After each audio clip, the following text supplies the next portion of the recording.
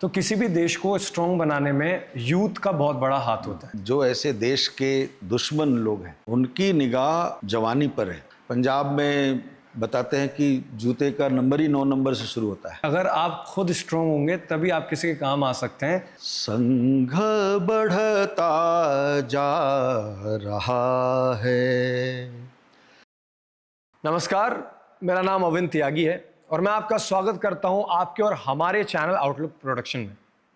मैं जो आज आपसे बात करने वाला हूं वो ये है कि देश को, जैसे आपको पता है, सरकार चलाती है, सरकार को चलाते हैं लीडर, लेकिन सरकार के पैरेलली कुछ संगठन काम करते हैं जो हमारे देश को और मजबूती देते हैं। हमारे देश का सबसे बड़ा संगठन आरएसएस, जिसको आप राष्ट्रीय स्वयंसेवक संघ के नाम से भी जानते हैं।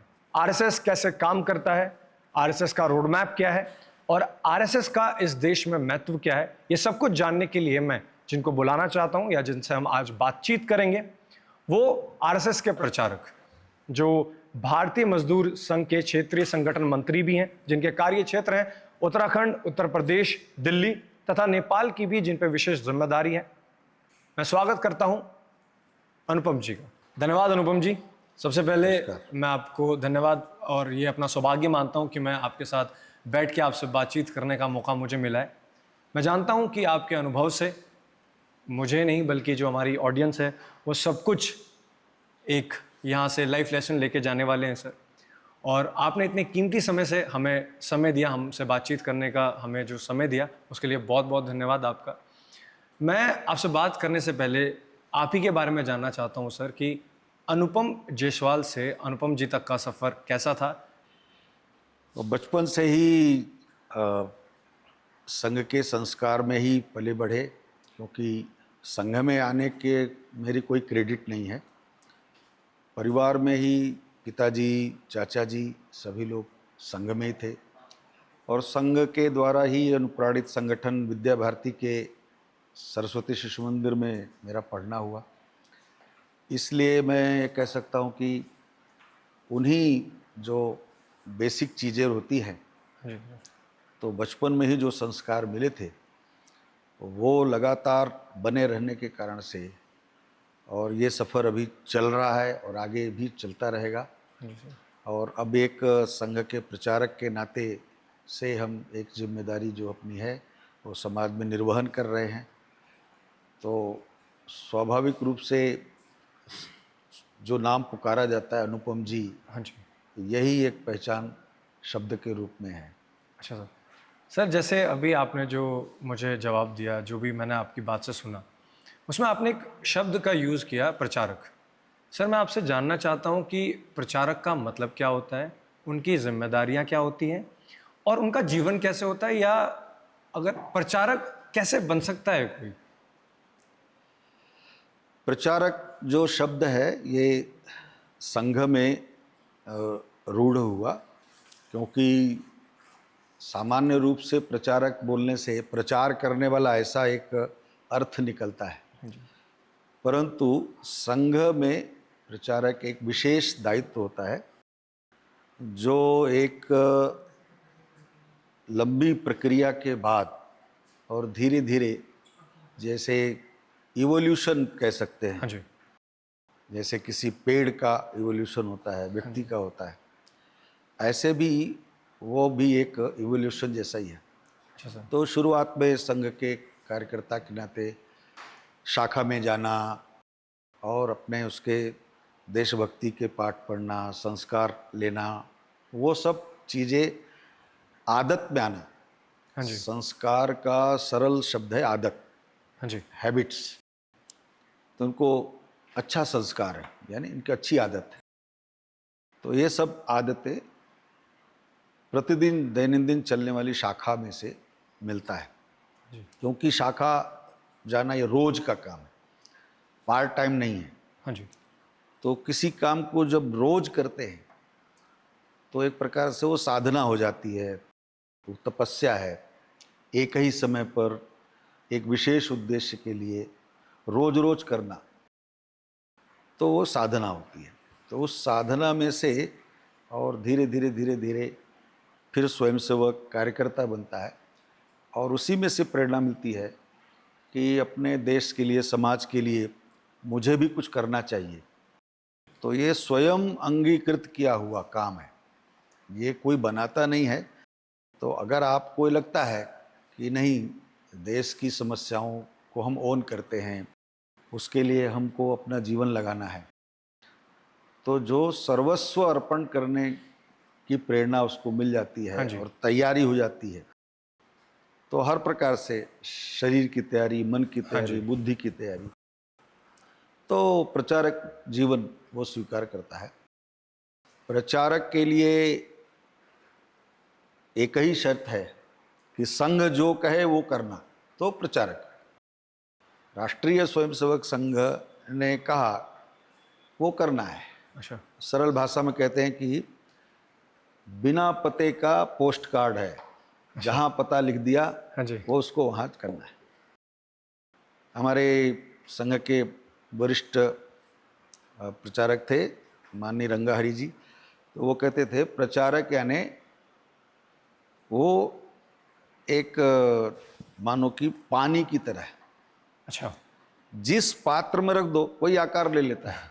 बोतल में रखो तो बोतल जैसा हो हाँ जाएगा, जी। कप में रखोगे तो कप जैसा हो जाएगा। हाँ जी। उसको जहाँ जैसा भेजा जाएगा उसी प्रकार से उसको ढलना होता है। हाँ जी। इसलिए संघ जो कहे करना है, अपना पारिवारिक जीवन नहीं बना, हाँ जी। तो इसलिए गृहस्थी नहीं रहती और परिवार छोड़ करके रहता है। परिवार यानी तोड़ना नहीं, छोड़ना है। संबंध तो रहता ही है, लेकिन पूर्ण समय अपना कोई धनोपार्जन न करते हुए, अपनी गृहस्थी न बसाते हुए, संघ जो कहे वही करना है, इस मानसिकता में है तो प्रचारक है। अच्छा सर, जैसे आपने बताया कि वो अपनी फैमिली को छोड़ के जैसे भी, तो मेरे मायने से ऐसा होता है कि वो उनकी फैमिली एक घर तक सीमित ना रह के वो पूरे देश को अपना परिवार मानते हैं, उनकी तरक्की के लिए, उनकी मजबूती के लिए। मतलब अगर मैं भी चाहूँ, अगर मैं देश के लिए मतलब कुछ भी कर सकता हूँ या देश को मजबूती दिलाने के लिए अगर मेरे खुद के विचार हैं, तो मैं अपनी जर्नी शुरू कर सकता हूँ। ऐसा कोई चीज़ अलग नहीं है कि मतलब प्रचारक के लिए मुझे कोई कोर्स करना है, कुछ करना है। जो अगर मेरी जो दिल की जो देश के लिए प्रति कुछ करना है, वो मेरे ख्याल से मेरी जर्नी वहाँ से शुरू हो सकती है। मतलब आपकी बातों नहीं, से जो ऐसे सभी लोग देश के लिए काम कर रहे हैं, ऐसा केवल प्रचारक ही कर रहा है ऐसा नहीं है। हाँ जी। संघ में सभी गृहस्थ है, हाँ जी। पूरे देश में तो लगभग 3000 कुल प्रचारक हैं। हाँ जी। प्रचारक एक विशेष व्यवस्था है और एक प्रकार से आपद व्यवस्था है। हाँ जी। यह व्यवस्था चलनी ही चाहिए, यह संघ नहीं चाहता, परंतु अभी कुछ समय ऐसा है जब देश की जैसी परिस्थिति है हाँ कि जी। कुछ लोगों को पूरा समय देना पड़ता है। हाँ और हम जी। मानते हैं जब कुछ लोग पूरा समय देंगे तो जी। सब लोग थोड़ा समय देते हैं। हाँ जी। तो जो अपने सांसारिक जीवन में है उसका आग्रह देश समाज बने, इसलिए हमको उनके बीच में काम करना पड़ता है।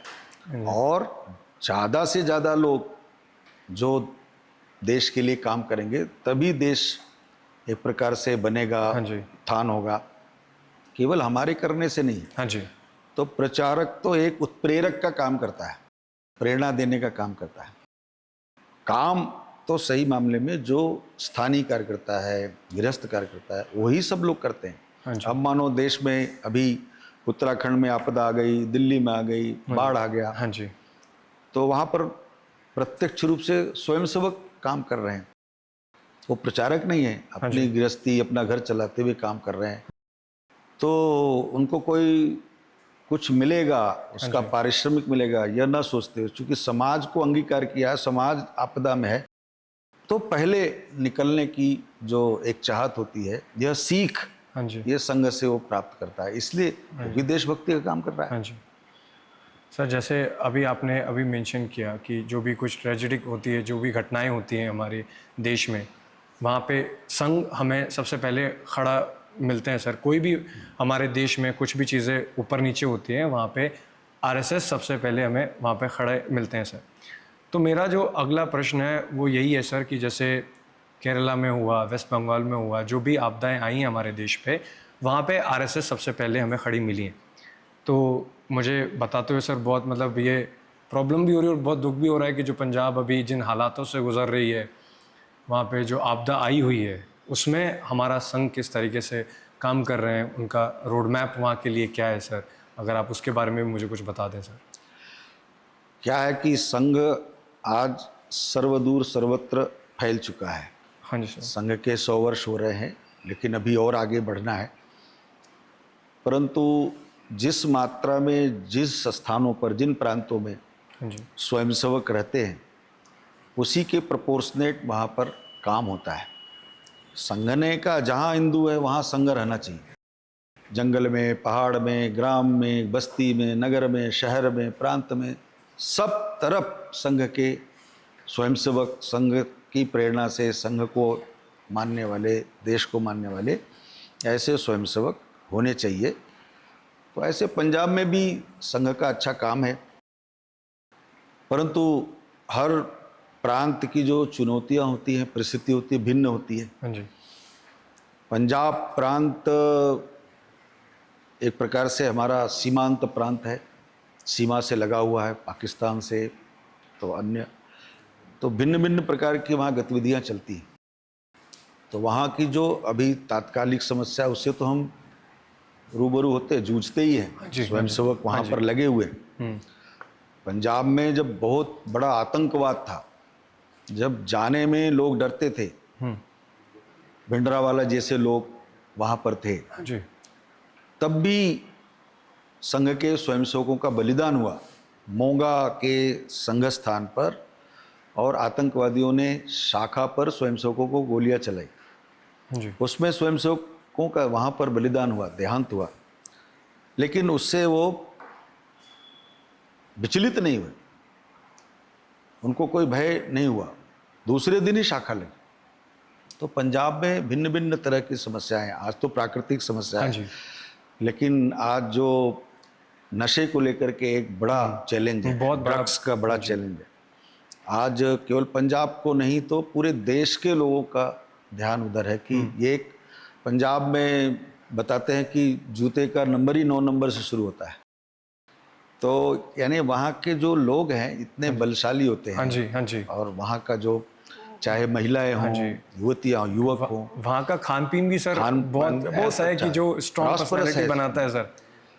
तो एक प्रकार से मैं कहूँगा कि जो ऐसे देश के दुश्मन लोग हैं, उनकी निगाह वहाँ के जवानी पर है कि वहाँ की जवानी बर्बाद कैसे करनी। जो नशे के नशे माध्यम के से कारण खराब से, कर रहे हैं। ड्रग्स के माध्यम से एक उनका प्रच्छन्न एक प्रकार से साजिश है जो दिखाई नहीं देती है। एक युद्ध है, एक प्रकार से वो एक युद्ध है हाँ जी। कि यहाँ के नौजवानों की नौजवानी को खराब करना, तो अपने आप पस्त हो जाएंगे। तो इसमें भी हाँ जी। संघ निरंतर लगा हुआ है, वहाँ के स्वयंसेवकों के माध्यम से नागरिकों में प्रेरणा जगाना, जागरूकता पैदा करना, इन सब बातों की चर्चा, परिचर्चा, ये सब होती रहती है। यही माध्यम है लोगों को जागरूक करना, सतत रूप से वो जागरूक रहे। सर जैसे अभी आपने बताया कि कुछ लोग हैं जो टारगेट कर रहे हैं नशे के थ्रू, तो आपको क्या लगता है सर कि मतलब वो जो टारगेट है वो कैसे हो रहे हैं, या कौन कर रहे हैं, या क्यों कर रहे हैं ऐसा? एक एजम्पशन ऐसा है कि जो देश के विकास को बढ़ने नहीं देना चाहते, कुछ ऐसे देश विघातक शक्तियां काम करती ही हैं, आज से नहीं कर रही, पहले से कर रही। तो ऐसे जो देश विघातक तत्व हैं, हाँ जी, जो भारत को आगे बढ़ना नहीं देखना चाहते, ऐसे ताकतें निरंतर लगी रहती हैं। तो उनको परास्त करने के लिए एक ही है कि हम अपने अच्छे कामों के प्रति आग्रही हों। इसलिए संघ जो है 2 चीज़ों में विश्वास करता है। एक तो हम उसको एसर्ट करते हैं। एक बार पूजनीय रज्जू भैया ने कहा था कि we are active and assertive स्वयंसेवक। तो हम अपने बातों को लेकर लगातार सक्रिय हैं, उससे निराश नहीं होते। जैसे मैंने कहा मोगा में गोली चली, उससे निराश नहीं होते। हम लगातार अपनी शाखा को लगातार कर रहे हैं। उससे घबराते नहीं, डरते नहीं हैं। क्योंकि ये बहुत ही तात्कालिक और क्षणिक हो सकता है। बहुत बड़ा समाज है और एसर्ट करना है, जो हम कर रहे हैं वही सत्य अच्छा है, हाँ जी, वही विजयी होगा। हाँ जी। सत्य पराजित नहीं होता। हाँ जी, बाकी काम तो सरकारों का है, हाँ जी, सेना का है, पुलिस का है, सारी हाँ चीजें जी, हैं। तो जहाँ जिस स्थान पर जिस समय लगता है कि इनका सहयोग हाँ जी, चाहिए, करना चाहिए, हाँ जी, संघ के कार्यकर्ता उन्हें भी सहयोग करते हैं। तो सरकार की भी जो जिम्मेदारी है वो हाँ जी, अपना करती है। हाँ जी। नागरिक के नाते, हम एक देशभक्त होने के नाते समाज में जागरण का काम ये संघ करता है, संस्कारित करने का काम ये संघ का संग काम करता है। हाँ जी वो सर। कर रहे हैं। उससे हाँ जी। परिवर्तन आता है, बदलाव आता है, लोगों में हिम्मत आती है, हाँ जी, जूझने की ताकत आती हाँ है, जी सर। उसको फेस करते हैं। वहाँ के ही नागरिक उसको फेस करेंगे। हाँ जी, बंगाल में कुछ हो रहा है तो हाँ, यहाँ के कार्यकर्ता क्या करेंगे? हाँ जी, तो प्रत्यक्ष जो बंगाल के कार्यकर्ता है वो वहाँ पर फेस हाँ करेंगे। जी। मतलब सर जैसे एक स्टूडेंट होता है, एक टीचर उनको एग्ज़ाम के लिए रेडी करता है, अलर्ट करता है, उनको उनकी जो काबिलियत होती है उनके बारे में बताता है। न्यूज़पेपर जो पेपर है, एग्ज़ाम है, वो स्टूडेंट ही देता है। बिल्कुल। टीचर का रोल मेरे ख्याल से जो संघ है वो कर रहे हैं हमारे समाज के लिए। उनकी जो जिम्मेदारियां हैं उनके बारे में उनको जगाने की कोशिश कर रहे हैं, उनको महत्व बताने की कोशिश कर रहे हैं कि क्या क्या आपकी जिम्मेदारियां हैं सर। बहुत अच्छा काम है सर ये। बाकी सर मैं आपसे एक और चीज़ पूछना चाहता हूँ कि आप सहायक रहे हैं केसी सुदर्शन जी, हमारे आदरणीय केसी सुदर्शन जी के, तो उनके साथ काम करने का जो मतलब आपका जीवन था, मतलब जो जीवन में आपने क्या क्या चीज़ें उनसे सीखी या उनके साथ एक्सपीरियंस आपका कैसा था सर? जैसे मुझे आपके साथ अगर मैं बैठा हूँ, मुझे बहुत कुछ सीखने को मिल रहा है, हमारी ऑडियंस को भी बहुत कुछ सीखने को मिल रहा है। तो मैं जानता हूँ सर कि आपको भी उनसे बहुत कुछ सीखने को मिला होगा। कुछ ऐसी चीज़ सर जो जो आज आपकी बात मेरे लिए लाइफ लेसन रहेंगी, हमारी ऑडियंस के लिए लाइफ लेसन रहेंगी। उनकी कोई ऐसी चीज़ जो आपके लिए मतलब लाइफ टाइम एक गेम चेंजिंग बन गई हो, और उनके साथ जीवन जितना भी आपका चला है, जो काम आपका रहा है, वो कैसा रहा है सर? ये तो जीवन की कुछ पुण्याई थी या पूर्व जन्मों का एक हम कह सकते हैं कुछ फलश्रुति के नाते ही संघ ने मुझे दायित्व दिया। और पूजनीय सुदर्शन जी के साथ रहना एक वास्तव में ये भाग्य की ही बात थी। और मैं कह सकता हूँ कि जैसे आपने सीखने की बात है, सीखना तो जीवन ही है, निरंतर सीखते रहना ही सर। जीवन हाँ है। जी, हाँ जी, परंतु ऐसे व्यक्तित्व के साथ रहना ये एक बहुत बड़ी बात है। और मुझे भी लगभग 1.25 साल उनके साथ रहने का भाग्य मिला। हाँ जी, जो मैं अगर एक कह सकता हूँ कि उनसे सीखना क्या विशेष रूप से, तो वो उनके अपना निजी जो अनुशासन था डिसिप्लिन। अपने शरीर के लिए, हाँ जी, अपना व्यक्ति के लिए, अपने हाँ जी, व्यक्तित्व के लिए, वो बहुत कड़ा था। वो उससे समझौता नहीं करते। समझा सर। सुबह उठना है तो उठना है। 4 बजे उठना है और फिर 5 बजे वॉकिंग के लिए टहलने जाना है। वो चाहे वर्षा हो, गर्मी कुछ हो, भी हो, मतलब कुछ भी जाना हो, ही है। जाना ही है। हाँ जी, तो कई बार मैं अगर सुबह नहीं उठा तो अकेले भी निकल जाते। अच्छा। तो मुझे पीछे पीछे कई बार उनको साथ देना पड़ा। हाँ जी, वर्षा हो रही है तो छाता एक हम लेते, उनको लेकर के हाँ जाना जी, पड़ता था। तो ये जो जिद है कि हम अपनी दिनचर्या, अपना जीवन का हाँ जो जी, चीज़ें हैं हाँ उसको जी, हमको करना ही है। अगर सुबह ट्रेन में वह समय चला गया तो उसको सायंकाल पूरा करते थे। अच्छा, तो उनका 40 मिनट टहलने का ये जो फिक्स था। था हाँ जी, वो करते ही करते। हाँ, दूसरी एक बड़ी बात थी कि सुदर्शन जी बड़े अध्यवसायी थे, बहुत बड़ा अध्ययन था सभी शास्त्रों का और बहुत अच्छा नॉलेज था। लेकिन वो कोई भी भाषण, कोई भी बैठक बौद्धिक, उसको तैयार करते थे। उनका कहना रहता था कि भाई जो भी ऑडियंस है उसके प्रति न्याय होना चाहिए। जब हम बोलने जा रहे हैं, जिसके बीच में जा रहे हैं, जिस विषय पर बोलने जा रहे हैं, वो ऑथेंटिक बात बोलना है। अंदाजा से नहीं बोलना है। मतलब पहले तो उसका पहले वो लिखते थे, हाँ, पहले उसको प्रॉपर क्लिप पैड जानना है। लेकर के प्रॉपर उसकी तैयारी करते। 1 घंटे बोलना है, तो सारे बिंदु कोटेशंस हाँ जी। अंग्रेजी के। हाँ जी। उनके भाषण में एक विशेषता थी कि उनकी अंग्रेजी बहुत अच्छी थी, वो तो कई भाषाओं के जानकार थे, परंतु अंग्रेजी के शब्द नहीं बोलते थे, शुद्ध हिंदी। वो तो कर्नाटक के थे, साउथ इंडियन थे, लेकिन बहुत अच्छी हिंदी और प्रस्तुतिकरण, प्रेजेंटेशन बहुत अच्छा था। मैंने उनके वाक्य सैकड़ों बार सुने हैं, लेकिन उनका प्रेजेंटेशन ऐसा लगता था कि हर बार जैसे लगता है नए तरीके से बोल रहे जी। हैं। तो अभिनय की शैली हम जैसे कहते हैं, उस रूप में वो ऑडियंस में बात को रखते थे, हाँ जी। ताकि वो सामान्य व्यक्ति को भी हृदयंगम होता था। हाँ जी। मतलब तो उनका जो प्रस्तुतिकरण था हाँ जी, वो सीखने लायक था। मतलब वो रिलेटेबिलिटी इतनी क्रिएट कर देते थे, लोगों को लगता था कि वो हमसे ही बात कर रहे हैं। बिल्कुल, चाहे जुड़ाव वो- महसूस हाँ, अगर वो हजारों की ऑडियंस से बात कर रहे हैं, लेकिन लगता था एक एक इंसान को कि मुझसे बात कर रहे हैं, उनको सुनने का मन करता था। बिल्कुल। और जैसे आपने बोला सेल्फ डिसिप्लिन सर, तो ये मैंने अपने घर में भी बहुत सुनी है और बहुत बड़े लोगों से भी सुनी है कि अगर आप खुद स्ट्रांग होंगे तभी आप किसी के काम आ सकते हैं, अदरवाइज़ अगर आप खुद स्ट्रांग नहीं हैं तो आप किसी के काम नहीं आ सकते। सर जैसे मैं अभी स्ट्रॉन्ग का मैंने एक शब्द यूज़ किया यहाँ पे, तो किसी भी देश को स्ट्रॉन्ग बनाने में यूथ का बहुत बड़ा हाथ होता है, नींव कह सकते हैं सर किसी को। तो हम जो हमारा यूथ है, हम उसको आरएसएस के बारे में कुछ लोग जानते हैं, कुछ लोग नहीं जानते। आरएसएस के बारे में उनको आप मतलब कैसे वो जान सकते हैं और बेहतर तरीके से कैसे जान सकते हैं, और उनकी लाइफ में आरएसएस का क्या महत्व होता है। और सर सबसे बड़ा एक क्वेश्चन है, मतलब जो लोगों को लगता है, लोगों के दिमाग में है, सबसे पहले तो ये सर, ये किसी समाज या किसी धर्म को लेके आरएसएस काम करता है, देश को लेके काम करता है, या फिर कोई एज आरएसएस को ज्वाइन करने के लिए कोई एज क्राइटेरिया होता है, कुछ होता है? आप प्लीज़ एक बारी इस पे भी थोड़ा सर क्लियर कर दीजिए। आपने अच्छा प्रश्न किया।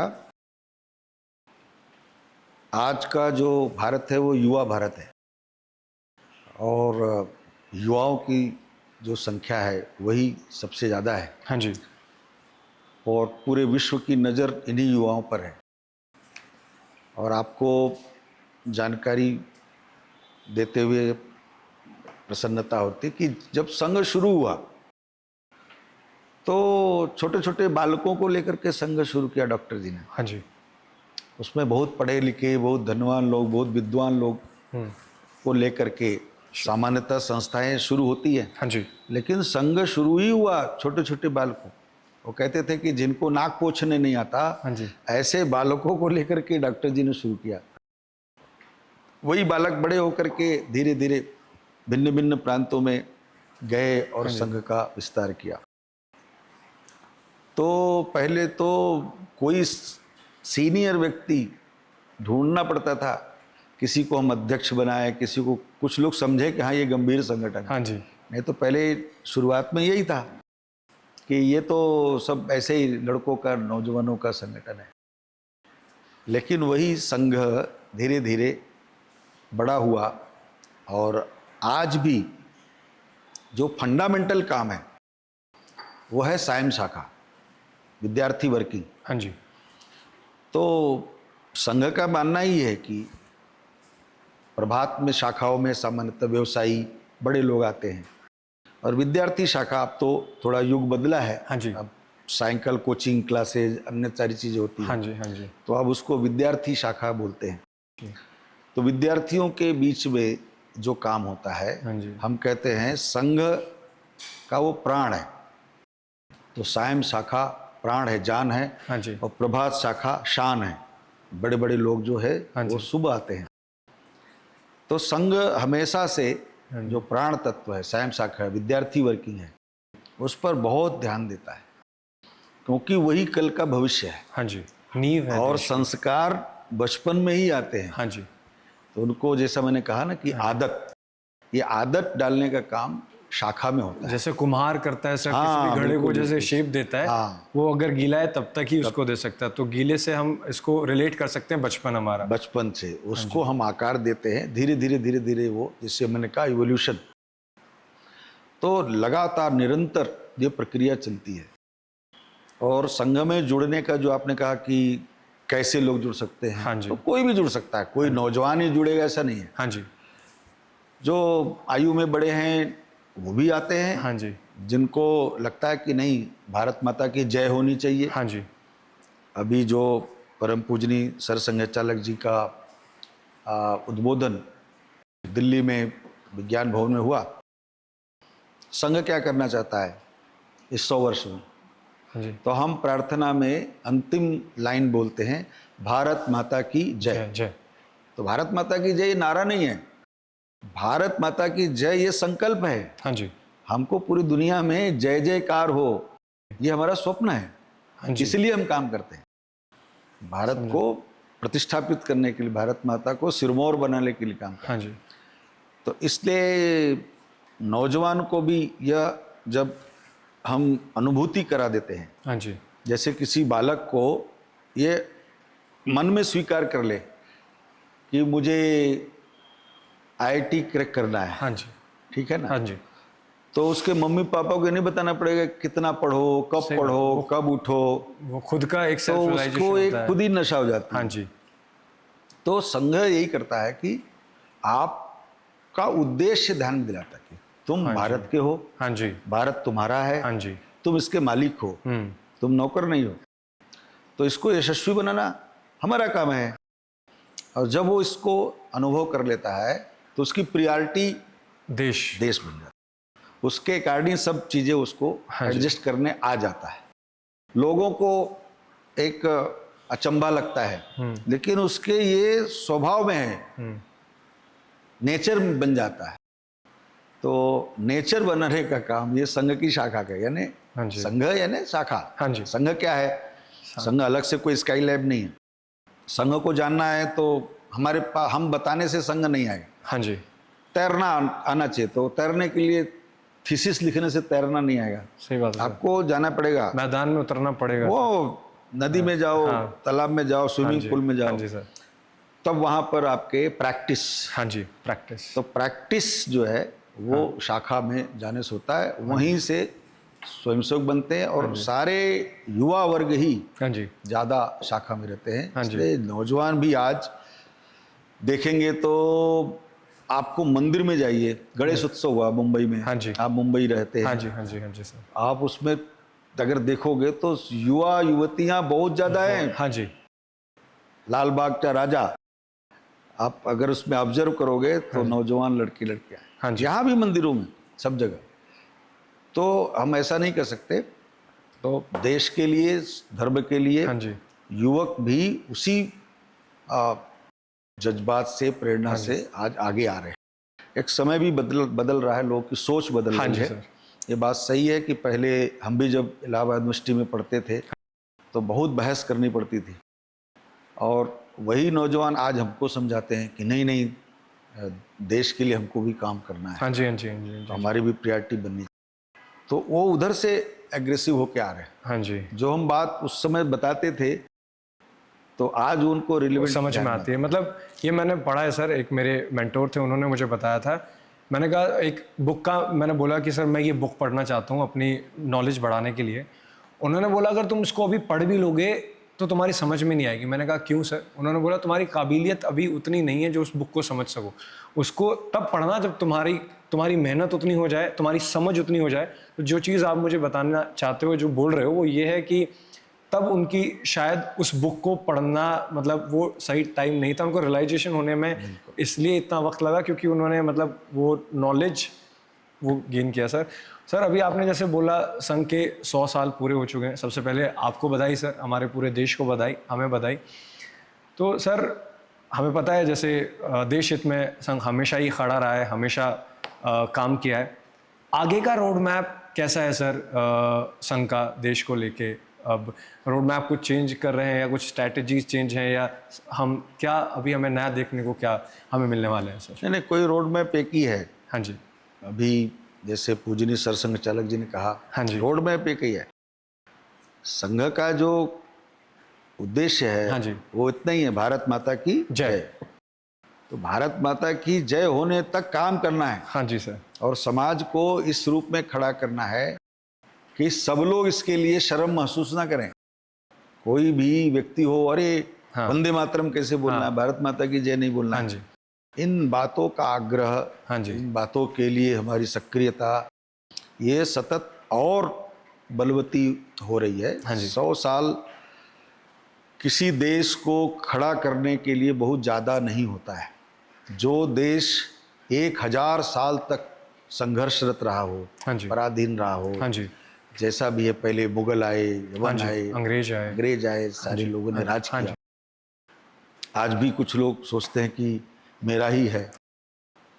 और जो भारत विश्वगुरु के नाते प्रतिष्ठित रहा हो और 1000 साल की पराधीनता में चला गया हो, तो उसको फिर से स्वाभिमानी भारत खड़ा करने के लिए अभी जो हीनता बोध में समाज था, हाँ जी। उसको स्वत्व जगाने के लिए 100 साल ये बहुत ज़्यादा नहीं है, हाँ जी। कम भी नहीं है।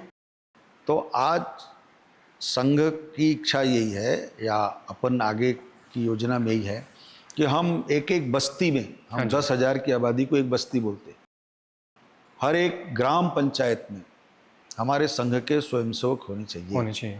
पूजनीय डॉक्टर जी कहते थे, गांव में 1%, शहरों में 3% अगर स्वयंसेवक हैं तो समाज का चित्र बदल सकता है। हाँ जी। तो अभी तो उतने भी नहीं है, तो जी। फिर भी क्या परिवर्तन है। हाँ जी। लोगों में अपेक्षा, जागरूकता आकांक्षा, बहुत है, जागरूकता देश को बड़ी लेके। है, देश के प्रति आग्रह बढ़ा है। पहले लोग क्रिकेट के अलावा कहीं बात ही नहीं करते थे। हाँ। क्रिकेट की या बॉलीवुड की बात होती थी। आज मैं कह रहा हूँ सर, हमारा युवा देश के प्रति, देश की चीज़ों में इतना इंटरेस्ट ले रहा है, उनको बहुत, वो पढ़ते हैं। बिल्कुल बिल्कुल। वो पहले सिर्फ क्रिकेट और बॉलीवुड तक रहते थे, आज देश में जितनी इंटरेस्ट ले रहा है युवा, मैं कह रहा हूँ सर, वो बहुत, मतलब एक जमीन आसमान का फर्क है। बिल्कुल बिल्कुल। और उसमें संघ का बहुत बड़ा हाथ है सर। इसलिए सत्य को जागृत करना, हाँ जी, सत्य को एक प्रकार से लोगों से परिचित कराना, ये चलते रहने वाली प्रक्रिया है। हाँ जी। क्योंकि आने वाली पीढ़ी एक दूसरी पीढ़ी को समर्पित होती है। तो एक मैराथन दौड़ जैसा है कि जैसे एक झंडा लेकर के हाँ जी। एक निश्चित सीमा तक गया, उसने उसको झंडा दिया, वो लेकर के दौड़ेगा। इसलिए संघ में जो इतने वर्षों से कितनी पीढ़ियां लग गई, पूजनीय डॉक्टर जी, पूजनीय गुरु जी, फिर इसके बाद पूजनीय बाड़ा साहब देवरस, पूजनीय रज्जू भैया, पूजनीय सुदर्शन जी, आज पूजनीय डॉक्टर मोहन भागवत जी, ये चलने वाली प्रक्रिया है। और ये एक प्रकार से स्वतः स्फूर्त, और मानते हैं कि ईश्वरीय काम, ईश्वरीय योजना से। हाँ जी। भगवान ने कहा है गीता में, यदा यदा ही धर्मश्च ग्लानिर्भवति भारत अभ्युत्थानम अधर्मश्च तदात्मानं सृजाम्यहम्। जब जब धर्म की हानि होगी तब तब मैं अवतार लूंगा। उसका रूप कुछ भी हो सकता है। इसीलिए आज जो सारा जो गाय का एक प्रकार से वध हो रहा है, सारी चीजें, हाँ जी, अधर्म की जो व्याप्ति हो रही, फिर से एक नव जागरण लोगों को ध्यान में आ रहा है।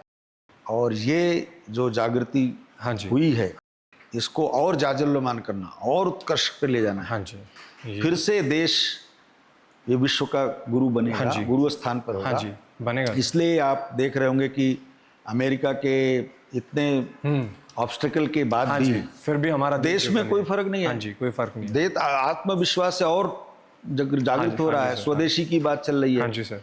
सब लोग उसको स्वीकार कर रहे हैं। नहीं, अपने देश को हमको अपने बल पे खड़ा करना है। हाँ जी सर। हम तो बहुत पहले से कहते आ रहे हैं, हम लोग गीत भी गाते थे, देश उठेगा अपने पैरों, निज गौरव के भान से, स्नेह भरा विश्वास जगाकर जिए सुख सम्मान से। तो अपने बल पर हमको देश को जगाना है। दूसरों के उच्छिष्ट मा से, जूठन मात्र से लेकर के हम कभी आगे नहीं बढ़ सकते हैं। इसलिए वो आगे की लाइन उसमें, परावलंबी देश जगत में कभी न यश पा सकता है, मृग तृष्णा में मत भटको, छीना सब कुछ जा सकता है। तो इसलिए हमको कहाँ तक जाना है, क्या शर्तें होनी चाहिए, ये हमको तय करना है। हाँ जी। हम दूसरे पर अवलंबित होकर कभी आगे नहीं बढ़ सकते। इसलिए आज युवा देश है, जिसको आपने कहा। हाँ जी सर। और युवा चैलेंज स्वीकार करता है, और वो चैलेंज स्वीकार कर रहे हैं। सारे दुनिया के अंदर जा रहे हैं, और युवा वैज्ञानिक, युवा डॉक्टर, युवा इंजीनियर, स्पेस साइंस में सारा हम अपने बल पर खड़े हो रहे हैं। कोरोना ने दिखा दिया कि भारत अग्रणी है, अपने बल पे खड़ा हो सकता है। अभी जो पाकिस्तान से थोड़ा अनबन हुई तो उस समय भी दिखा दिया हम ड्रोन को ध्वस्त कर सकते हैं।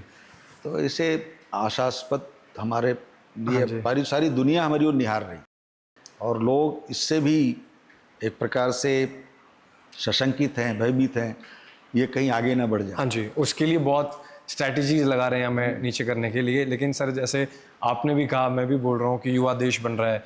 युवा देश बनाने के लिए संघ का बहुत बड़ा हाथ है सर, और आप पीछे कहाँ हैं सर? जैसे एक मैराथन आपने अभी नाम लिया था, मैराथन में कई खिलाड़ी होते हैं जो 400 मीटर में भी दौड़ते हैं, 100 मीटर में भी दौड़ते हैं कि बस अपने देश का नाम कर दें, देश के लिए गोल्ड लेके आ जाएं।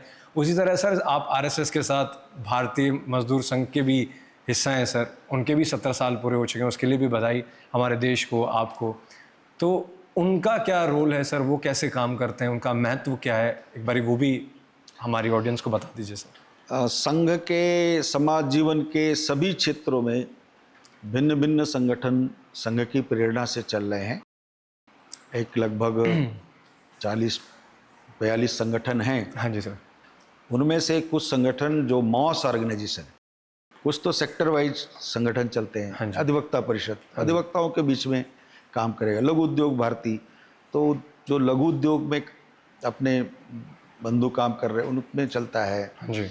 तो कुछ मॉस ऑर्गेनाइजेशन है, तो उसमें से है भारतीय मजदूर संघ, जन संगठन है।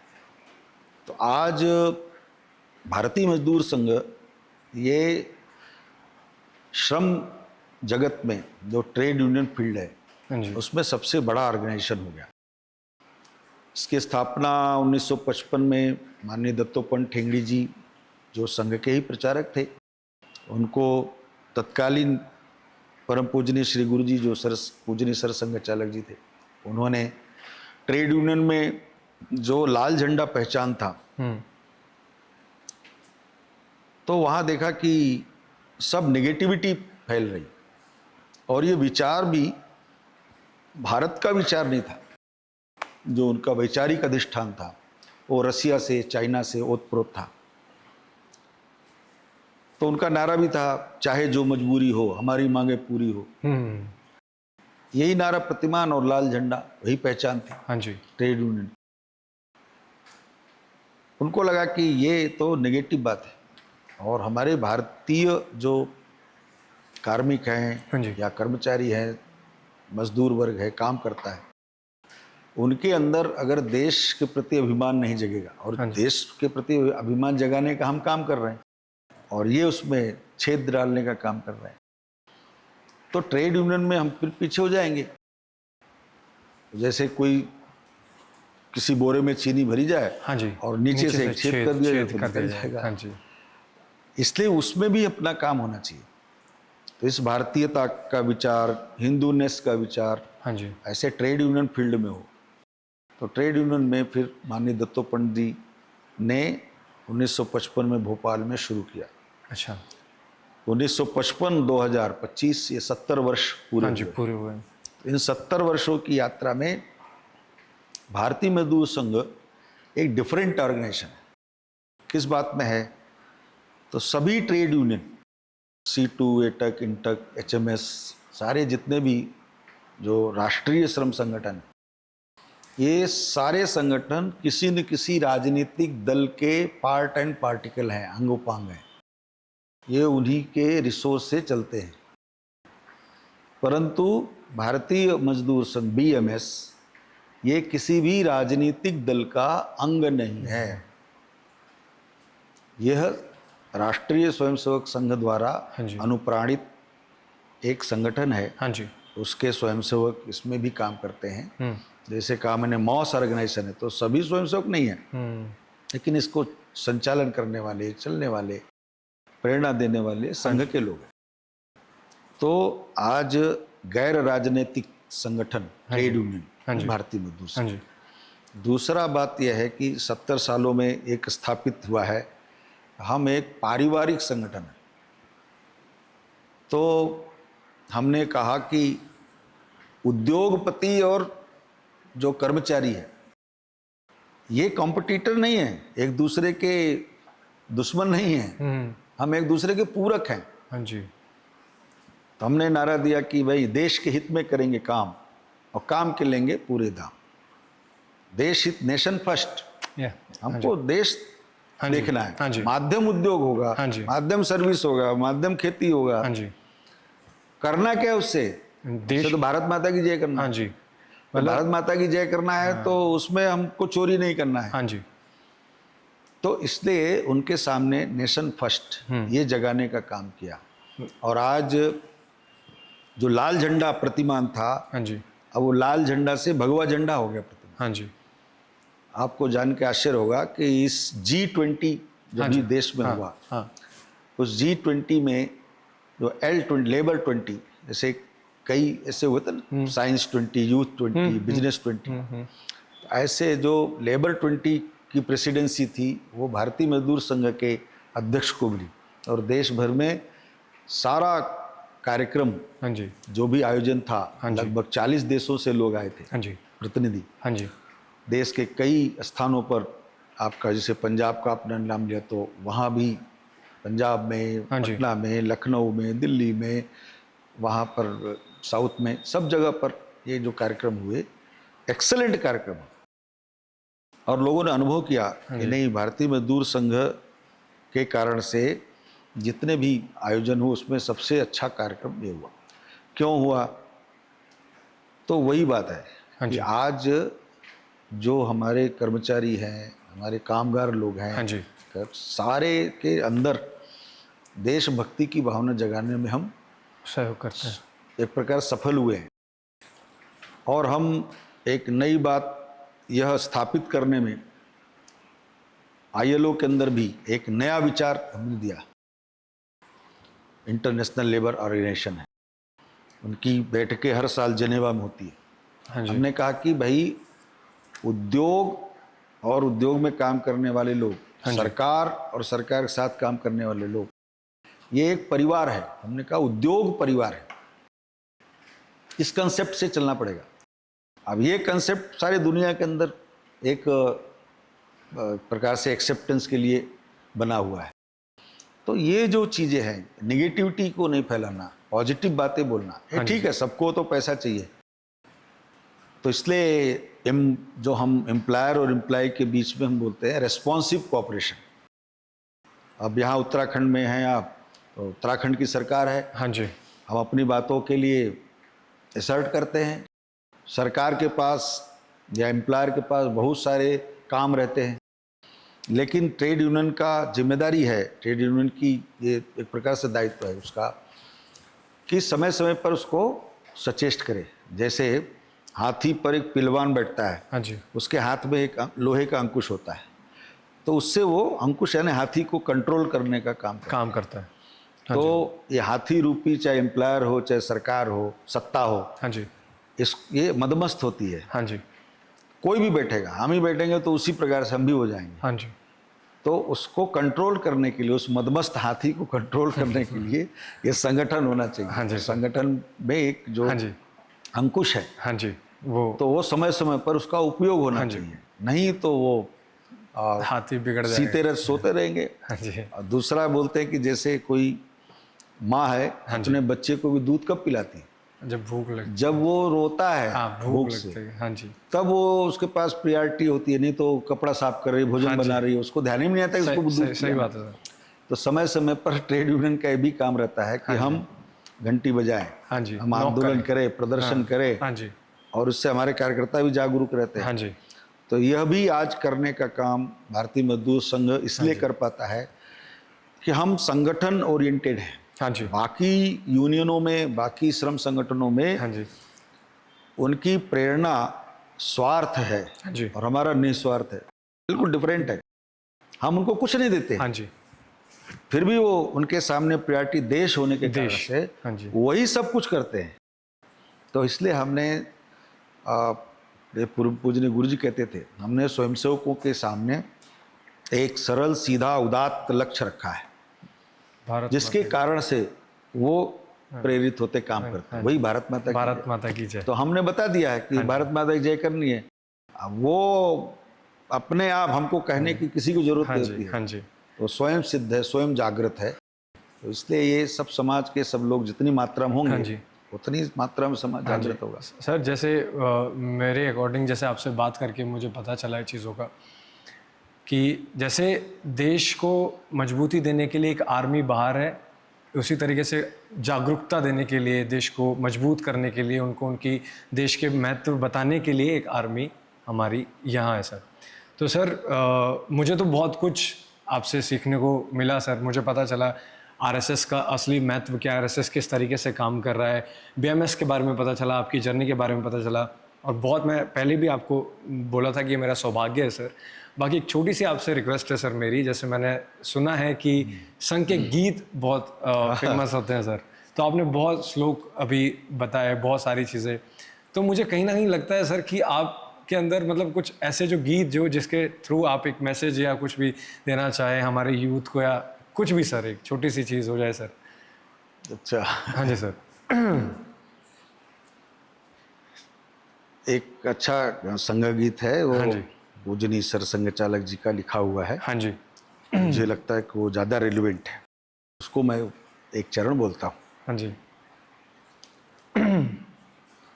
संघ बढ़ता जा रहा है, संघ बढ़ता जा रहा है, संघ बढ़ता जा रहा है, सुप्त हिंदू अस्मिता को फिर जगा कर देश के प्रति प्रखर भक्ति स्वभाव लेकर समर्पण से अनुप्राणित प्रखर अनुशासन लिए एक दीपक जल रहा है, संघ बढ़ता जा रहा है। कौतूहल में बदल कर सबकी उपेक्षा, कठिनतम प्रतिरोध की दे नित परीक्षा,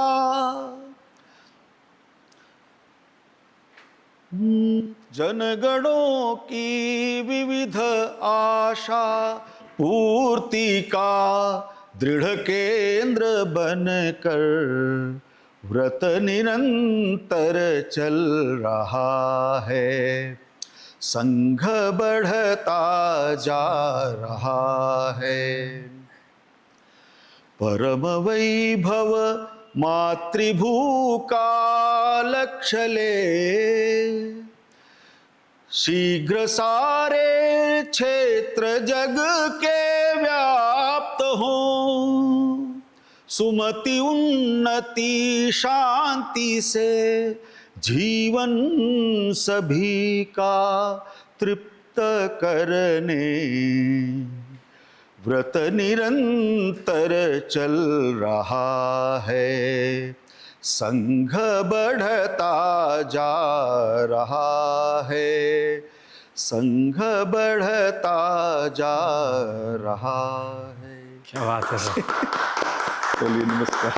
सर आपकी वॉइस सर इतनी अच्छी है, इतनी मतलब सब संघ की देन है। आजकल लोग ऑटो ट्यून लगा के इतना अच्छा नहीं गा पाते सर, आपने नेचुरली इतना आपने गा दिया। अचानक बोल दिया तो जो हाँ सर, वही मतलब वही मैं कह रहा हूँ सर, इंस्टेंट आपने इतना अच्छा कर दिया सर, उसके लिए क्या क्या राज आपके अंदर है सर। ये बुलाया हमको यहाँ पर, असली सर नहीं, हमारा सौभाग्य है सर कि आप आए। बाकी मुझे मतलब पहले भी पता था ये चीज़, और मैं फिर यही बोलूँगा कि आपके अंदर जो अनुभव है वो एक मीटिंग में तो नहीं लिया जा सकता। आज के लिए मेरे ख्याल से ये जो जितना भी है सर ये बहुत है, और मैं चाहता हूँ आपसे बार बार मिलता रहूँ, ऑडियंस को भी आपके थ्रू अनुभव जो भी आपका है देता रहूँ सर। बाकी धन्यवाद सर, आप हमारे मतलब पॉडकास्ट में आए और आपने अपना कीमती समय हमें दिया सर। आपका आउटलुक का भी धन्यवाद मुझे। धन्यवाद सर आपका सर। ठीक, बहुत अच्छा है।